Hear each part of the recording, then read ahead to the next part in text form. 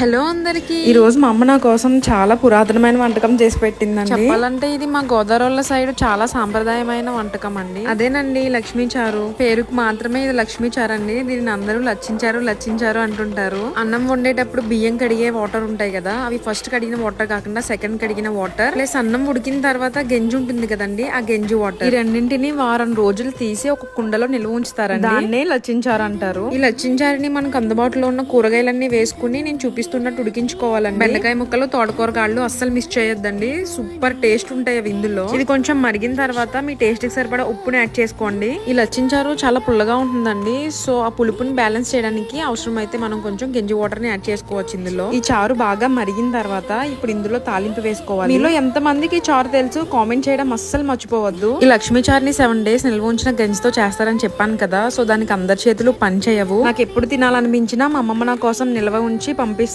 So దాన్ని ఇప్పుడు మేము ఇలా చేసుకుని తింటామన్నమాట.